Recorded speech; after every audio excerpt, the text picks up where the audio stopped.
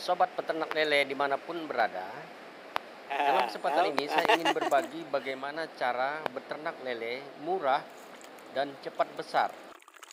Sahabat pencinta lele, tentu saja kita ingin bagaimana ternak lele kita cepat besar dengan biaya yang murah dan tentu saja cepat menghasilkan, sehingga modal yang kita keluarkan tidak terlalu besar tetapi juga cepat kembali dan kita memperoleh untung.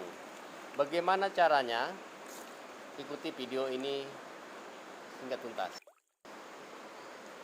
Memelihara lele jika ingin cepat besar, pertama-tama adalah kita sediakan kolam. Dalam hal ini adalah kolam tanah. Kemudian kita sediakan keramba.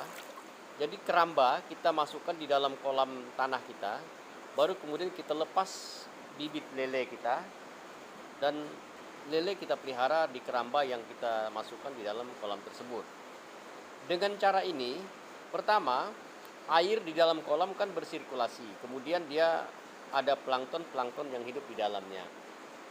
Pengalaman saya, dengan memberi makan satu kali saja satu hari, dengan makanan yang cukup, kemudian pakannya dicampur, bukan hanya dari pelletnya saja, tetapi kita juga kasih dengan jenis, misalnya perut ayam, perut ikan, itu kita masukkan. Lalu jika ada ubi juga boleh kita masukkan di dalamnya, sehingga lele tidak kekurangan makan gitu. Di samping itu, dengan air yang bersirkulasi, udara cukup, dia juga perkembangannya bisa lebih cepat besar. Satu hal lagi, bahwa lele itu perlu air yang dingin. Untuk itu, maka di atas kolam saya kasih tanaman kangkung dan jenis-jenis bakung gitu, sehingga tumbuhan ini bisa membuat air di dalam kolam ini terasa dingin. Sahabat peternak lele semua, pelihara lele dengan keramba di dalam kolam tanah ini lebih baik daripada kita pelihara di kolam semen ataupun kolam terpal. Nah, pertama seperti saya katakan tadi, bahwa di dalam kolam tanah karena airnya cukup bersirkulasi, udara cukup, kemudian banyak plankton lagi yang bisa dikonsumsi. Lalu airnya relatif lebih bersih dibanding dalam kolam semen atau kolam terpal. Pengalaman saya pelihara lele di kolam semen dengan diberi makan 2 kali sehari, untuk mendapatkan lele dengan ukuran 6 atau 7 ekor per kilo itu perlu waktu paling cepat 2,5 bulan, kalau tidak harus 3 bulan. Sedangkan di kolam tanah dengan keramba, untuk mendapatkan lele ukuran 6, 7 bahkan 5 ekor 1 kilo, itu cukup dengan waktu 2 bulan dengan memberi makannya hanya 1 kali sehari saja. Itu pengalaman yang pernah saya alami, dan saat ini saya melihara di kolam tanah. Kemarin saya sudah panen beberapa ekor. Nah, ini saya coba bermain-main dengan lele dengan perut ayam ya. Jadi perut ayam seperti pancing. Jadi kita lihat itu perkembangan. Jadi selain dikasih pelet, kita kasih perut ayam, perut ikan, kemudian daun-daunan yang dia bisa makan seperti daun pepaya, daun keladi. Itu akan lebih menambah nutrisinya sehingga dia bisa berkembang lebih baik. Pelihara lele di kolam ini menyenangkan sekali bagi saya, karena selainnya nilai ekonomi ya minimal setidak-tidaknya untuk lauk kita di rumah itu bisa terpenuhi, tapi ini juga bisa buang stres sehingga kita merasa nyaman, lagi sumpek, lagi apa, pergi ke kolam, kita lihat-lihat di kolam. Dan karena saya pelihara lele di kolam ini, kebetulan lokasinya itu di lokasi yang dengan luasan sekitar 5,3 hektar. Jadi kita selain pelihara lele bisa berkebun, kita juga bisa melihat keindahan-keindahan alam lah. Tanaman-tanaman langka masih tersedia di situ seperti ketupat dan lain-lain, kemudian tanaman buah-buahan ya. Jadi senang juga. Saya biasanya sore-sore sepulang kerja saya pergi ke kolam ini dan menikmati keindahan dan kenyamanan alam di sana. Masih banyak burung, masih banyak tupai dan segala macam. Kebetulan memang tempat ini saya pelihara, saya jaga, saya amankan dari gangguan-gangguan orang lah. saya seperti apa ya, sangat sangat prihatin karena banyak satwa, banyak tumbuhan yang sudah langka karena kelakuan-kelakuan kita manusia lah.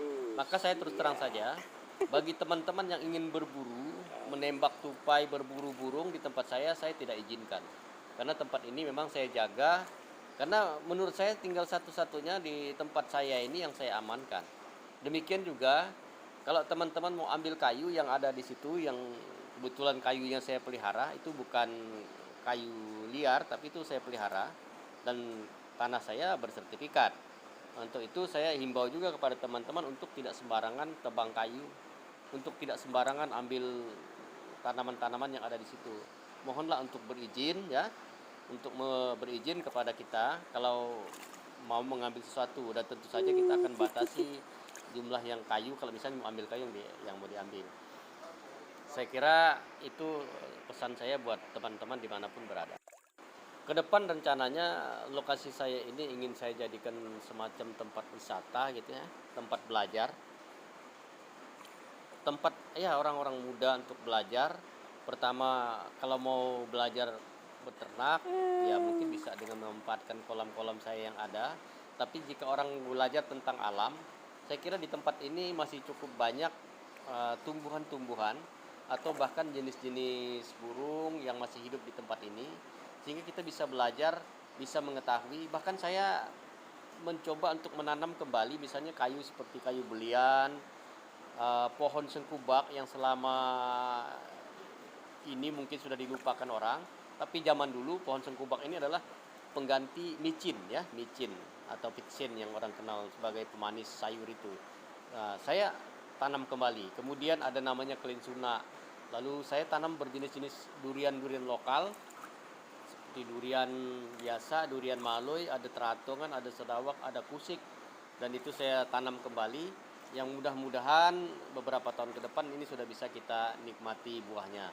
Macam-macam buah kita sediakan di tempat ini. Sekiranya bagi teman-teman yang mau coba ya melihat tempat ini, saya tidak berkeberatan.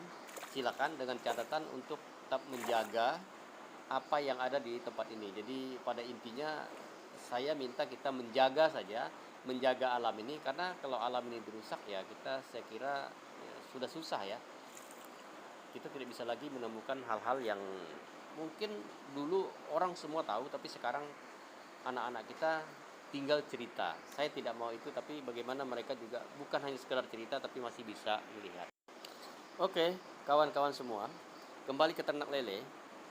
Yang jelas bahwa beternak lele ini sebenarnya menguntungkan, dan kita sangat terbantu secara ekonomi. Minimal misalnya kita tidak perlu keluarkan uang untuk membeli lauk, itu ya. Nah, saya kira kebutuhan akan lele di pasar itu tidak akan pernah berkurang, karena semakin hari semakin berkembang.